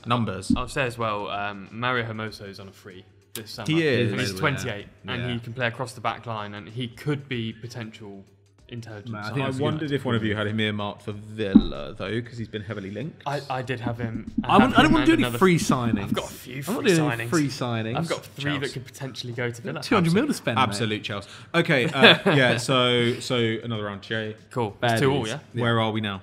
Newcastle United. Okay. So we've got Newcastle left. We've got Newcastle left, Spurs, and Villa. Yes. Yeah, exactly. Boy. Liverpool. And Liverpool. And Liverpool. Oh my God. We're going to speak through. We're going to speak through. Newcastle United need a right winger. Been saying it. Got no money for years. They got 200 million to spend right now. Right now they got to replace Bruno. Yeah, got to replace Bruno. Those are the 2 things that I've gone into this with, and they're kind of also talking about a goalkeeper. Right winger, Rafinha. Oh yeah, go and get him. Okay, is he 27 now? 27 years old. Don't hate it. Supposedly in January, Barca wanted 50 million quid for him. Then, not bad. Since January, he's being liked again, so might be around the same, if not a bit more, to try and get him out of there. Guy was really, he was fantastic. Obviously, when he was last in the Premier League, 11 goals in the Premier League before he left, 3 assists. Season before, I think he had something like 9 assists as well, with something like 6 goals. I just think they need to improve upon Almiron. They've got a great attack. Like if that next attack is then Gordon, Isaac, and Rafinha, that's quite frightening, to be honest. It's really good. And so, I think that whoever it is, I've also got Pedro Neto down but I'm going to suggest him for later on. Fantastic player. I think can't play. He's also just like proven in the Prem, and sometimes I think you need. Who are we talking about now? Sorry, Rafinha. Right. Like he's proven in the Prem, and he'll be joining a better squad than what he was at last time when he was at Leeds. So great intensity. Yeah. As well, like Works out. I think he is quite. I think he is very. It makes sense when Arsenal wanted him as like a Saka backup because like he's actually extremely similar to Saka. I don't really know why he hasn't been liked at Barca. He also gets fans off the seats. He's great to watch. Yeah. When you watch him at Barcelona, I'm like, why don't they like this guy? Yeah, I think that all he's the time. fantastic. There's Chelsea are after him for so long, and there's a reason. It's because he's really good. He was great really against PSG in the Champions League recently too. He always looks to me like the kind of guy who Liverpool would have signed. Like 7 years Coming ago. out of Rennes. Was it Rennes he was at? Yeah, he was at Rennes. Rennes. Yeah. Like, it looked like, or even when he was at Leeds, I was just like, this is the kind of like Liverpool signing where they'd have been like, like 40 mil on this guy. Incredible intensity, great progressive passer and runner, and really good end product. I think. Like, I don't really understand the Rafinha hate, but classic Barcelona. And so your Bruno G replacement for me is João Neves. At Benfica. Woof. Now, this is guy. But isn't his release like 108 million? It is. However, Oh, Jesus Christ. However, they need to sell this summer for FFP. And Rui Costa's already come out and kind of tried to put water on the fire already by saying, look, like we're going to try our best to keep him, but we've also maybe it's better to sell one than to sell four. That kind of talk at the moment. Okay. The kid's a freak, like legitimately He a is. freak. Bananas. They were super willing to let Enzo Fernandez go, and maybe that's because they had this kid coming through the academy. Mate, he's outrageous. Like the guy is outrageous. Someone who we could end up talking about for a long, long time with potential moves and potential Champions League winning medals. And at just 19 years old, like he's only going to get better. So you turn the Bruno money straight round. Yeah, basically. Like Not worse. it is fine. And if I'm spending 50 then on Rafinha, at least we kind of 50. And I think they're supposedly really keen to get a keeper in to to compete / if Nick Pope ever gets that kind of long-term injury again, have a better replacement than Dubravka in goal for a long time. And so I was saying go to Arsenal, offer them 30 mil for Ramsdale, 40 mil maybe at the max. Oh God! So shopping in Portugal, like I mean, that is like for some reason that feels like a Newcastle-y thing to do. It's got a real like kind of fear of God energy to it, you know. No shade at people who wear fear of God, but like a little bit. Okay, so Neves, Rafinha, are we done? Yeah, sorry, and then Ramsdale because they're after a competing goalkeeper. And I think Ramsdale you probably get for less than people think. Yeah, like hasn't played. Yeah. 25, 30. I think potentially even less. Like I mean, like he has not played. Okay. Like teams can just say to Arsenal, like, why would we give you more than your money back for a guy who hasn't played, like who you clearly don't really rate? Okay, that's a strong trio. I feel very much like we're doing the Chelsea thing again, but I'm going to try and do something a little bit different. But I'll go through them quickly. Never goes well. Go for them quickly. Centre back, I agree they need one. Jonathan Tah, 1 year left on his deal. Ooh, Captain of Bayer Leverkusen, he's now won what he can win. Slow. Oh my God, I've never seen such slow play in my life. He never left, you know. He should have left like 6 years ago. Well, obviously not in the end. Yeah, not in the end. But he, again, with the 1 year left on his contract, he might want to try something new. He might want to play Champions League football with Leverkusen. That's fine. But he will probably get an increased wage, come to Newcastle. I think him and Botman would be really solid. He's 28, isn't he? Yeah, he's 28. I think he also played Champions League football for them before, right? Yeah, he's under played Schmidt. Yeah, he's played Champions League football before, so he's got the experience there. In central midfield, I'm going to suggest Lewis Ferguson at Bologna, 24 years old, captain or vice captain. He's from Scotland too. Yeah. 6 goals, 3 assists, all comps, 2,700 minutes played. He's in the top 1% for his pass completion in Europe this season. Bologna again. It's Thiago Motta. Yeah, it's Thiago Motta ball. They are quite conservative. They are. But something about a Scotsman playing for Newcastle I like. I think that's nice. It's just nice. Now Matt Ritchie's gone. Yeah, now Matt Ritchie's gone. They need one there. I think Chelsea need one, and United need one too potentially. But a Scotsman with leadership, etc. in the midfield, he's very. They got gifted. McGinn. Yeah, he got McGinn. Sorry, Sam. I was totally looking at different Villa then. I was looking at Technically, Villa. they still Apologies. don't. They still have technically own like Ryan Fraser. He's been on loan this season. Oh, is he on but, loan like, at Southampton? Oh, okay. I think he was on loan because I think the idea was Southampton were going to try and make him permanent. I So- think he's still technically in Newcastle. So I've got Tar, I've got Ferguson, and then on the right to replace Almiron, because I agree, I think you need an Almiron replacement. I have 2 shouts that I can't make my mind up with, but I think I'm going to go with Takefusa Kubo. Oh, He's I was looking at him. He's Yeah, sick. he's class. My other option was a bit more punchy, which was Gabby Jesus on the right for Newcastle. Wow. I don't hate it. No, I don't hate And it I think either. Arsenal. I think you offer Arsenal good enough. Yeah, I agree, and that's I don't If think they offered you Ferguson. 50, No, I wouldn't. I love him. do you think Arsenal? I think Arsenal 50-60 might really At consider it. 60 might be the point where Yeah. Arsenal say, that's But interesting. Kubo is kind of, I think, maybe more attainable, I do love Kubo. especially, and he'll have lower wages as well. So it would be Tar, Ferguson, Kubo / Gabby Jesus. and Kubo, I'd reckon, Pretty good. would look at that move as maybe like another step up in his 100%, career. Not to say yeah, obviously he's been poor with Sociedad. Yeah. But I think But he it would is a look step at up, that. yeah, it is a step up. Yeah, it definitely is. I mean, even just like exposure. Yeah, literally. And I feel like Kubo's been around forever, and he's only 23. 16. He's 23 in like like Barca or something. Yeah, month he was or so so. young when Yeah. he broke through. Yeah. And I do think more Japanese players in the Premier League is cool. Zacco's got this one. Zacco's got this one. I can't resist it. I can't resist Rafinha. Right? It also just has the whiff of like something Newcastle would do, which I think is quite important. Like Newcastle, I think they definitely want Ramsdale. Yeah.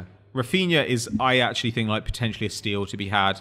Like if you can, I wouldn't be surprised if you could get Rafinha for like 40 mil or something, and that would be great. And then João Neves. I mean, like anyone who gets him Is in for a treat by the looks of it. However, they're not going to do any of that because they don't have any money. No, exactly. They might do Ramsdale.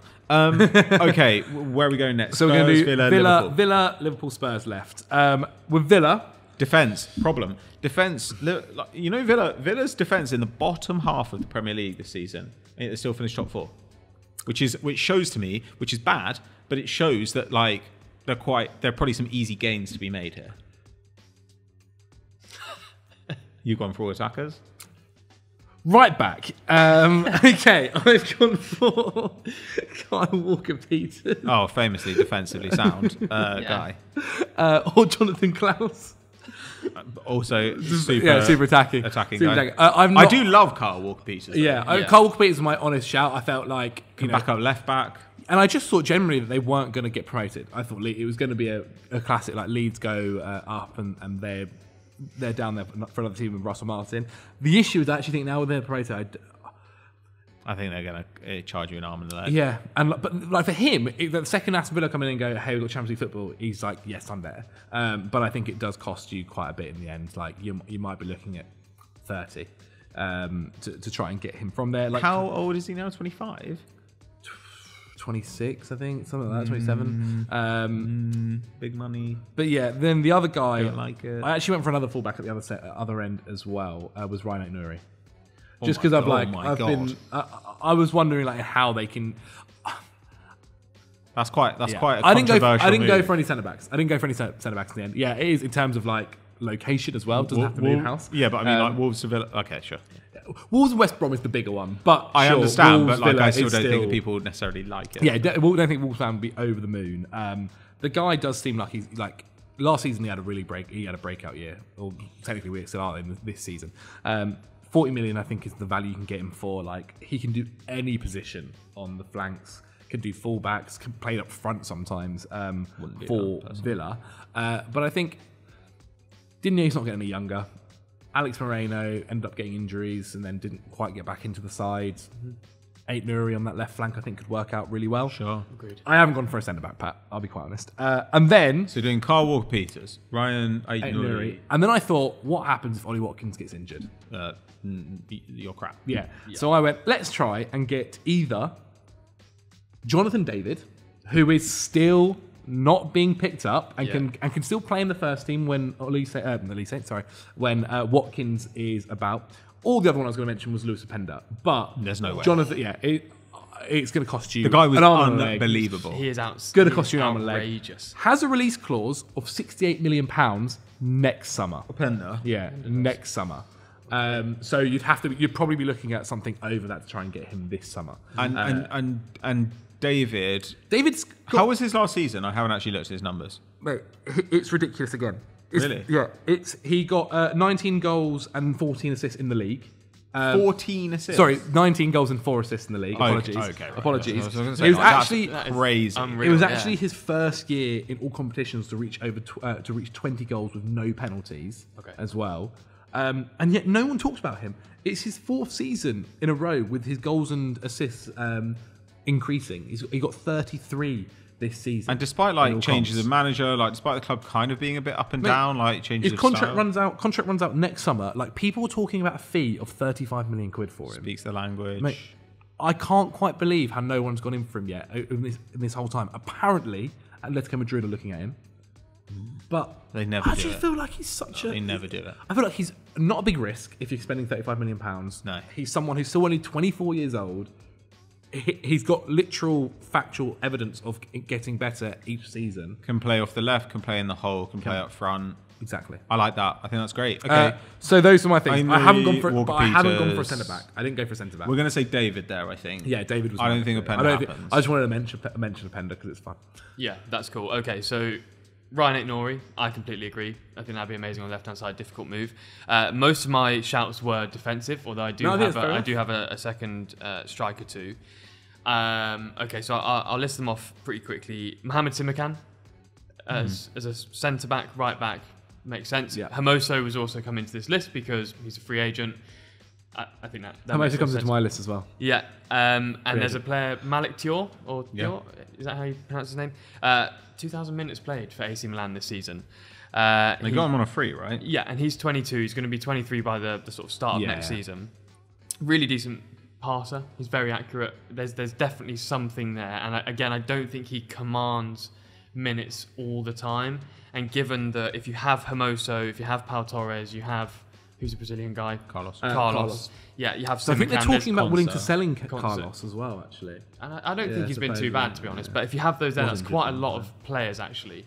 I think Thior could be a really smart shout. And again, I know this is crazy because Milan is such a bigger club. But in terms of his in-the-moment career, Villa in the Champions League might offer him something a little bit more in terms of... I want to say a step up, but it just seems so harsh to say going from AC. Yeah, it's tough to say. So I would suggest Aït-Nouri, Simakan, Thior, and then my backup striker is Emedin Demirovic at Augsburg. Okay. So he's 26. He's a real traditional striker. He's a big man, cat in the box, but 15 goals, 9 assists in all comps this season. Okay. He's actually been really impressive over the last few seasons too. 3,000 minutes played, give or take. He can also play as a 10, weirdly, and is really effective. So he would be my option. I genuinely think he's 15 to 20 million pounds. And I don't think he disrupts Ollie Watkins, but being 26 years old, that's a nice age profile to have in there. So they'd be my shouts. Just thinking about Villa's defensive record, do you think that kind of coincided, though, with Kamara getting that long injury? I think having a defensive presence at the base of midfield, because I think Douglas Luiz has always been actually quite bad defensively. Yeah, he's more. Well, it's okay, I guess, but I think a little bit. Yeah. I do think that they could, for example, with the signings that you're suggesting, they could also think about a 3-back system, because the guys you've suggested are much more wing-backy type guys. Definitely. So if you were to get an injury like that again. Or you could even flex. If Kamara comes back fit, then you have Kamara playing in midfield, flexing between sort of centre back and playing in the middle of a back 4, moving into midfield in possession. You know what I mean? There are various different things I think they can try because they've got some interesting parts there. I like that you've just actually addressed the problem though. You know. Can we do a little mix here and add my Jonathan David to Jay's No, I list? think it's cheating. I would like to do that. Yeah. I didn't think of David. That's a really good shout. I can't believe no one's picked him up, man. Yeah. I genuinely can't believe it. Going to even it up again. We're going this way. Okay. 3-3. It's very 2 kind. to go. It's very kind. Okay, 2 to go. Okay. It was good suggestions though. You had good mate. suggestions over here, but I just think all good. I don't know. To me, we need to address the problem at hand. Yeah. But I do like David. No. And now I'm thinking, why aren't we talking about if Openda has a buyout in a year's time for 68 mil? Why aren't we talking when Arsenal want a striker or Chelsea want a striker? Why aren't we talking about them saying, well, we'll give you 80 mil now. This year or something? Because so that year probably isn't. Because it's worth also, more than 12 mil to Leipzig, but don't get me wrong. They've also got Šeško. Yeah, I know. Yeah, I know. Yeah. Oh god. Don't you worry for truth. Okay, Liverpool. Okay. I think I went with I went 3 positions here as being the key areas. Right wing for a future of what happens if Salah gets sold, but even just a future of kind of Liverpool's attack. Centre back and also a DM. Centre back for me, Bastoni. Oh, that's my one too. Okay. Gonna cost you an arm and a leg. Yeah. Gonna cost you an arm and a leg. It's weird because I think about a year ago, or maybe it might have been 2 years ago, things were a little bit up in the air. Wasn't signing a contract. Maybe there was the possibility of leaving. He's now got a contract until 2028. It's going to be an expensive. Like, you might be. So Fabrizio Romano said there was a release clause of £90 million. God damn. But that's not been heavily reported by other people. So I don't quite know the legitimacy of that. But I think that is probably the figure you're looking at to get him out of Inter right now. For that sort of money, though, I'm also thinking Scalvini. There are lots of guys I might consider for that money. But I did think as well. I actually think Scalvini would be sick. You wanted a left-footed centre-back as well. Because obviously they've still got Virgil, they've still got Canate, but that left centre-back role is quite key to fill, especially with Matip now gone. My right-wing suggestion was Pedro Neto. Like, I do think Salah's though at the same time, just to go back to that, like Van Dijk and Matip, like neither one of those is left-footed. No, you're not. They play left-sided centre back, but like my point is that like you can do that in a bunch of ways. Yeah, like, it doesn't have to be. But I think it's nice. It's nice. I think it'd be a nice thing to add to. And I think Liverpool have been looking at that over the last couple of summers. Like, they were really interested in Levi Colwill for a long time before he ended up signing a new deal at Chelsea. But again, I do agree it's not the be all and end all. My right wing, Pedro Neto. I know the guy is an incredible player. The injury record is where things come into question. But I do think Salah's going to stay this season. And I think that means you're not having to play him every single game. I think it's going to be expensive to get him out of Wolves. I think it could end up costing you something towards like 60 million quid for him. And like, they've dealt with Wolves before with Jota. That wasn't necessarily the cheapest deal in the world. I thought that deal was quite well priced, actually. What was it? 45 or something. And they wrapped it really quickly. But that's what I mean. Like, it'll be more than that. It'll be more than that, I think, to get him out, because also like he is worth more. He is worth that to Wolves. Like, when he's fit, he is their main way of scoring goals, to be quite honest. And the other DM role, DM's really tough out there. I actually thought at the moment it's not easy. It's not like one where it wasn't maybe like last season where there were a few different options. So I said they go to Atalanta and get Ederson. Yeah. Well, on my podcast, Unseen Incidents, both Pete Dorman and I have suggested Ederson at various times, both as a United signing and as a Liverpool signing. Yeah. I thought he was fantastic in the Europa League final. He was. Mate, he's ticked all the boxes. Like, good age. He's like 25, I think. Maybe he's 26 now. But he's kind of like peak. He's a peak player right now. Yeah. But again, valuation I thought was tough. There's no story of like a club is looking at him for this amount of money, and so I was thinking 40 to 50 might be the range that you're going to have to pay to try and get him, which is fine. Which is really not, it's not too bad. And so those were my 3 suggestions: Neto, Ederson, and Bastoni. And with the way Jay reacted, I think there might only be one change. Yeah, so Jay's also got Bastoni. I do have Bastoni. I was going to suggest Ederson. I am going to suggest a different name too. Okay, cool. Just to get him out of the way. So I have more positions for Liverpool than maybe they could afford in this game. Mm-hmm. Left back is a need for me. I like Robertson. I still think he's probably got another season at a good enough level. Now, Anthony Robinson's been linked with Liverpool, or has been... Love Anthony Robinson. Yeah, so it's between him and Leif Davis, who we spoke about prior to recording, who's had an absolutely belting time at Ipswich over the last 2 seasons, and... Hell of a move, that, Jesus. But I think because there's precedent there in Robertson from Hull to Liverpool, and Liverpool sort of afford that time, it's a bit more within the club culture there. Definitely. I could even Tsimikas, like it's like they think outside the box. Yeah, right. So I could see Leif Davis, but I'm going to suggest Anthony Robinson there. Do you think Anthony Robinson can play football? I think in terms of he's an athlete, like so good at physically pace. I don't think he can pass the ball. Interestingly, a few years ago, an Arsenal stats guy called Scott Willis kind of ran his kind of model to look at guys who were similar to Kieran Tierney, and Anthony Robinson came up number 1. Wow. And so I don't think that he can pass the ball the way that like Zinchenko can pass the ball, but I do think as a kind of he is going to be a backup basically, and he's kind of like I don't think as a sort of like budget Ait Nouri type he would be terrible. Like, he doesn't have the silkiness, but but he has a sort of wing-backy energy, I think. He was really good this year for them. Maybe their best player. Probably the best left back in the league this season, to be honest with you. He got him team season. Yeah, and I like the fact he's nearly 6'1".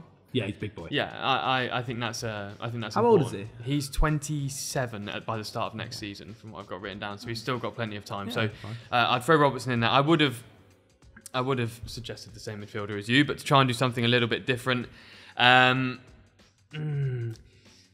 I think Joshua Kimmich would work in the midfield at Liverpool really well. Yeah, fair. I'm a massive Kimmich fan. Covers right back too. Yeah, covers right back too. I think that is a really intelligent place for him to be. I wonder how Liverpool are going to look under Arne Slot, but we'll find out. But Kimmich, I believe, is a world-class football player. Liverpool are going to need someone to steer the ship a little bit with so much change. And we didn't send him to City. No. Oh, sorry, Arsenal. No, we did send him to Arsenal. Did we? Well, I'm going to suggest him anyway. Maybe you can make the Sure. U-turn. Maybe you can make the U-turn. Get in there beforehand. Yeah, and up front, now I have concerns around Darwin Núñez. Yeah. I have concerns around Gakpo. Yeah. And to be honest with you, I kind of agree with what Doogie's been saying. I have a few, not too many, but a few question marks around Diaz too. I have those also. Completely And agree. I'm not sure Completely what agree. the plan is with Jota either, because they've got a lot going on up there, right? He's also just injured all the time as well. They've got a lot going on there. But I have two attackers for Liverpool. One's very punchy, one is less punchy. How much money are we spending here? We're looking at 90 mil on Bastoni. We're looking at how much on Are you Kimmich? suggesting Bastoni? Yeah. How much on Kimmich? Just drop Kimmich. But then you don't have a six. Don't have a six, yeah. Or we could, but this is 50 where mil? we could maybe blend it and do maybe across the both. No. They're not desperate for a right winger either this season. No, They're not desperate for a right winger. My suggestion was If they Alexander keep Isak, Salah. who I think is to me he's very Arsenal. No, you. We don't have the budget. We don't have the But budget. Isak, maybe just Isak and Bastoni. For two. Well, if that's what you want to pitch. If that's what you I want to think pitch. Bastoni's going to be less than sort of 90, 80 million. But kind of the only attacker I'm really sure about at Liverpool outside of Salah is probably Núñez. He's the guy where I'm like, But I'm not this replacing. guy's like a lunatic in a way that I think is good. But my plan isn't to replace Núñez. It's to put Isak left of centre. What is happening? And I would then choose Matthijs Süle, the Juve guy at Sure. Frosinone, as someone to come in under Salah. Sure. This is why I said Liverpool's tricky Quite raw. because he is quite raw. He is quite raw. I understand I'm running with it a bit. But if This is like 400 mil. yeah, but let's just say it's not. Okay? Let's just say that it's not. Okay. Nice. Zach, I mean, You can pick and choose your players. what can I do here? Like, I actually like a lot of these suggestions. I'm going very grand design. I think Soulé is a. What were you just like? blow Oh the no! budget, Turns out we can't furnish the house or burn electricity. I'm just burning the budget, man. I do like Soulé. I mean, obviously, if anyone can get Isak, that would be fantastic. Yeah. I think if he'd be anyone perfect can, for yeah. Arsenal. I don't think Arsenal can get him. I To think get Isak, you have to Zach. pay, you it spend has to 200 be million. Zach. Like, legitimately, they don't sell him for less than 150. I've gone down 50 million. So Zach, we've got from you. We've got Sorry. Bastoni, Edison. Bastoni, Edison, and Pedro Neto.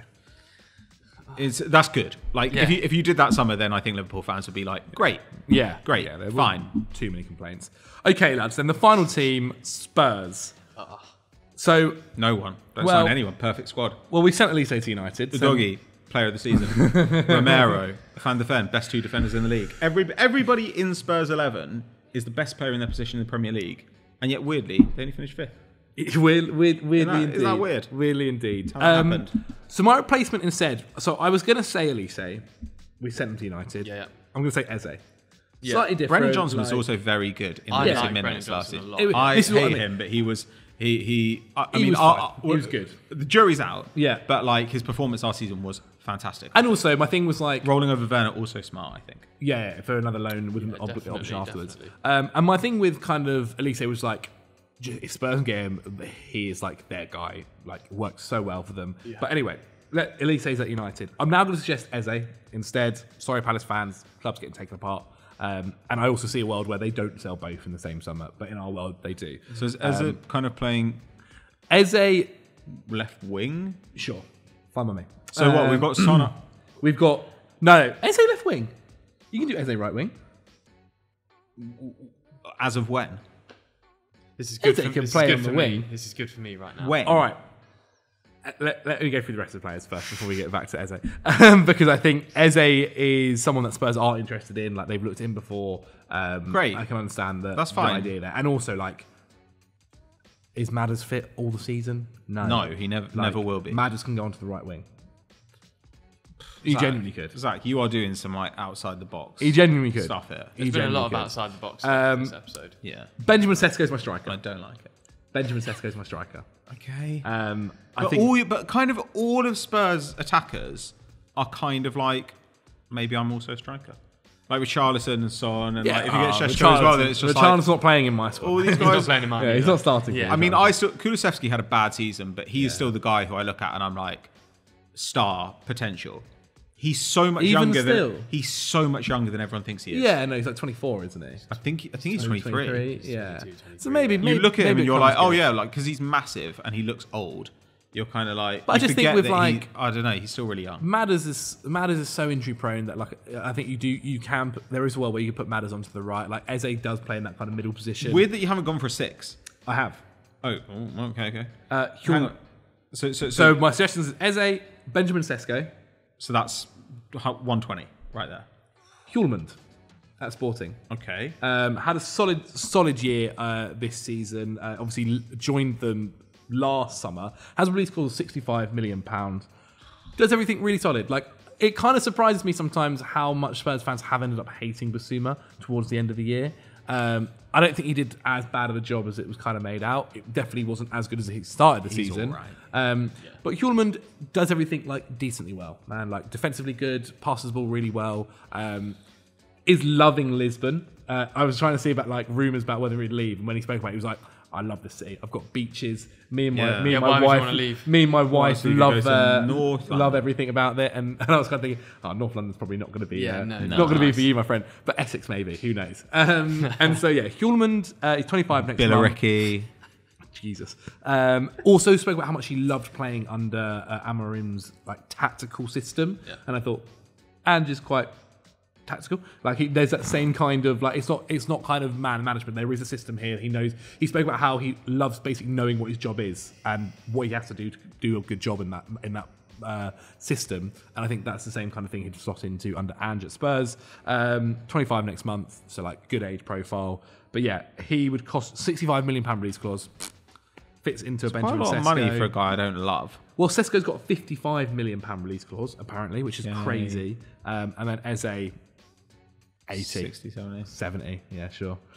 Those are my three, my friend. I feel like we could do better in DM, but fine. Okay, so I've got 5 players that will fit into the budget. Wow. I hope. Yikes. Okay, so I've gone for centre-back. I think the 2 there are great. Yeah. I genuinely think they're outstanding. Need cover, yeah. But I do... Van der Ven, the injury thing, I worry a little bit, but I think he's going to be okay. And Dragison's like... Romero is a walking red card. So we need someone that's going to step in there. So my suggestion is Federico Gatti at Juventus, 25-26. He's humongous. Yeah. He's absolutely huge. He's got 4 goals, and all of those goals have been limbs, seemingly at the end of a game. So Gatti goes in there. I think he's a good age. He fits in with those 3 specifically. I like Dragison and... That fortet that they have there. They've bought a lot from Italy recently as well, Yeah, if you think about their signings. So I don't think he's going to cost more than 35-40 million. Okay. My DMs, now I'd get 2, and I would sign 2 free agents. I'd get Ndidi and Rabiot. I think Rabiot's still slept on, and it's because his mum gets involved in a lot of conversations. And completely agree. Yeah, and he has... questionable attitude, but he's a really gifted player, and he looks so ready to be in a Premier League team. So I'd have Rabiot and Ndidi for depth there. On the right, I would keep Kulusevski as the starter, but I would bring in someone like Chukwueze as a because he's not played too much and he has injury problems occasionally too. But someone that can challenge and push Kulusevski to compete for that spot, I think would be really smart. And I still think you mentioned guys that have that style potential. Like he has an ability where like he can make something out of nothing. Like, and I don't think he's going to cost too much either because Milan have a fairly decent roster of attackers.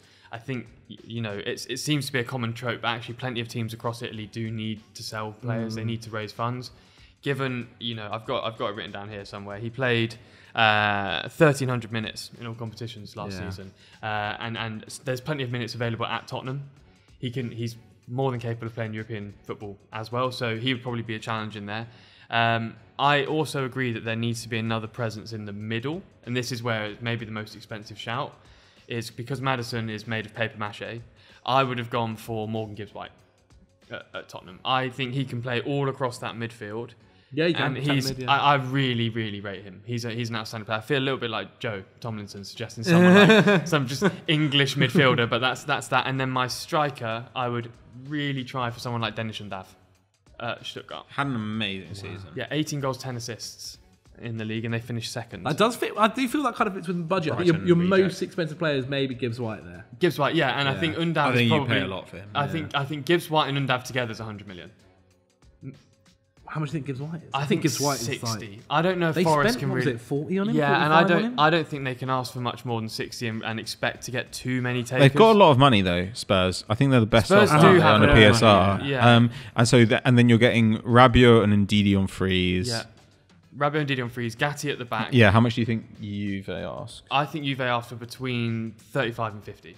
But I think it's going to be more to the 35 end, to be honest. So I'd go and Chukwueze? 40 there. I reckon Chukwueze's between 25 and 35. Okay. So I think they all fit in just about. I understand the wages might take that above budget, but I don't know if Ndidi's going to ask for like disgracefully high wages, and Rabiot may be in the same boat. He'll probably want a little bump because the Premier League, but Spurs, like you say, have money. Yeah. They are a very, very wealthy club. And I think bringing in 2 free agents in the midfield bolsters it, and then next season they can look to bring. They're going to bring someone in a lot of players as well this summer. I think. Yeah. The way they were talking about getting rid of a load. They need to fill it out, and I think actually what they need is if they're going to keep Anges, they need people with real technical ability. Yeah. And that's why Gibbs White, Chukwueze, Undav, those guys that can do a bit of everything. Like Undav, he's got double-figure goals and assists. And in that Tottenham team where there's 6 potential goal scorers at any given point, to have that focal point that can facilitate play like that, I think it's remarkably impressive. And with Undav, he played alongside Grassi, right? And so he can still get great numbers alongside someone who's supercharged their numbers. Yeah. And I think that really bodes well. And he's 27 now.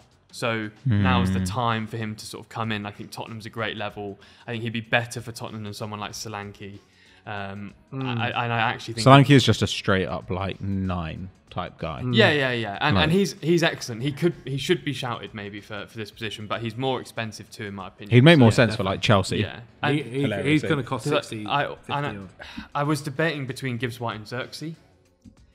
Xerxes fun, man. I do feel his reputation's beyond his current output. It's definitely beyond his current output. He needs to go a bit further. He's 23, but 11 goals, 4 assists. Now, for his reputation, if Xerxes had Dennis Undav's numbers, he would be real big news at the moment. So I think he's maybe got another season before he can, because we do joke about Tottenham, but they are consistently a top 6 Premier League team, and that's not easy to do. Yeah. And I'm not sure Xerxes is ready, even though he's probably physically there. Yeah. I think he's still got a little bit more to go. So there'd be my shouts. Okay.